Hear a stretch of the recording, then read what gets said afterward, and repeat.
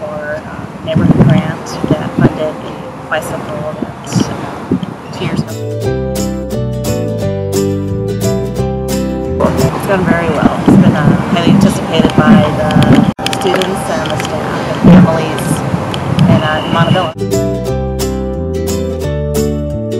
Well, we started with trying to have an event that really encompasses the diversity of the neighborhood, reaches out to the different demographics in our school, and we noticed that everybody likes to bicycle at some point, and so just a natural way to get parents involved into a neighborhood bike ride. That's something that we noticed we didn't see too much around in Montevilla at the time, so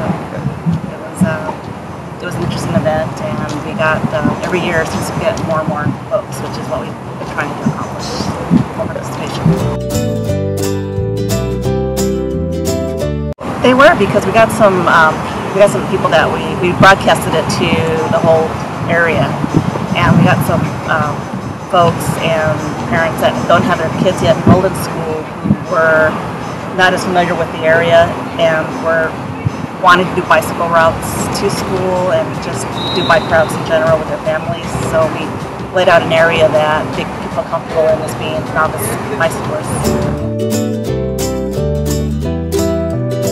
We reached out to various organizations and some businesses who were very happy to see that the bike gallery wanted to help out as much as they could. It was trying also to get some other extension programs from ESU in the library. We actually did a lot of reach out to the library for trying to get kids motivated to do some reading during the summertime, and kind of tie that in with the passport idea of going to different booths after. They loved it. It was very competitive, trying to reach all the different organizations and get their stamps in order to get a promotional prize, which in some cases it was a book, a free book, and in other cases it was an event t-shirt.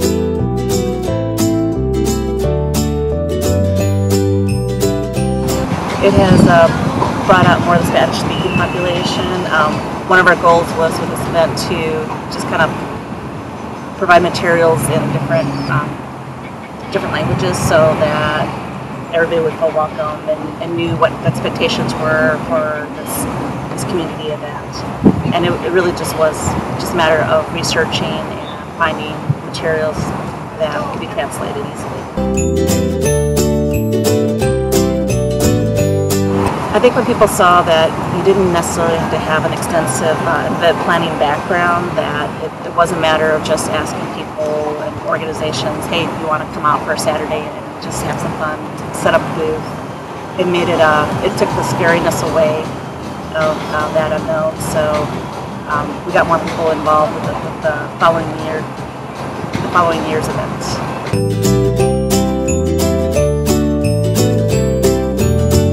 I think I encouraged the membership that they actually stayed for another year, because one thing that happens with PTA membership as your child progresses in each grade level going up, their independence increases, which is what you naturally want, but parent participation seems to decrease. So they're sticking around longer, the parents are involved in the membership and participating in school events as their kids are getting older. And that's what we want to accomplish too.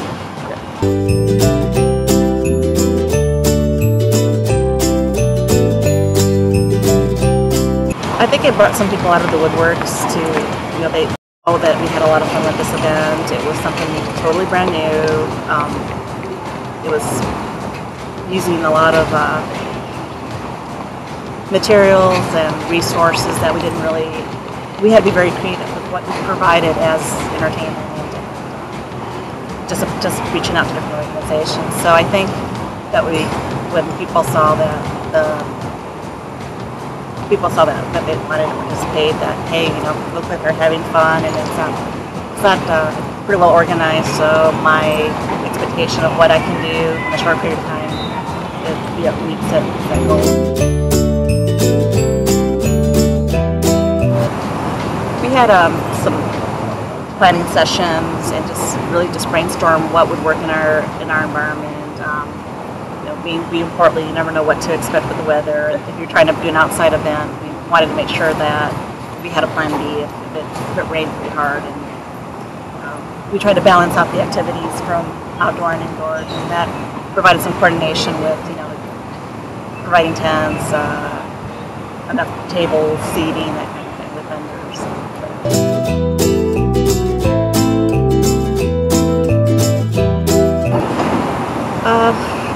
I think that we were very blessed with good days for weather. That was nice, and that people were generally having fun, and they kept wanting to know when this was going to happen again next year, if it was going to happen again next year. They were already looking forward to the next event, which to me that said that it was successful.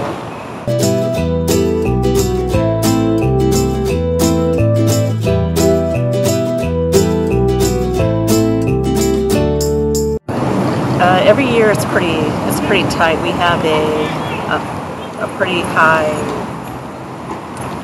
free reduced lunch population at our school, so we understand the priorities of our families.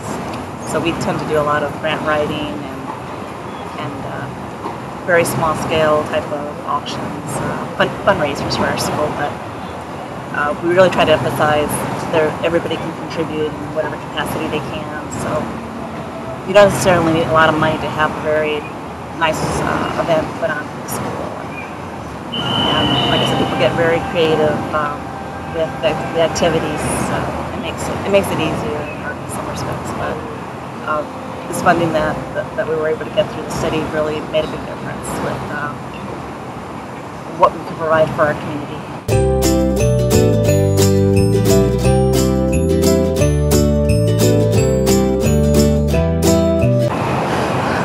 It would have been very hard. I mean, I'm totally honest.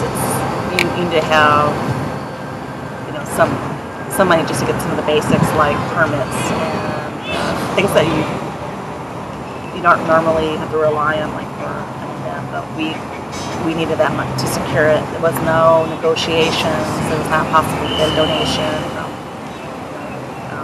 facilities, that kind of thing. So that money came in handy to pay for a lot of the requirements that we would need to fund an event for 200 people.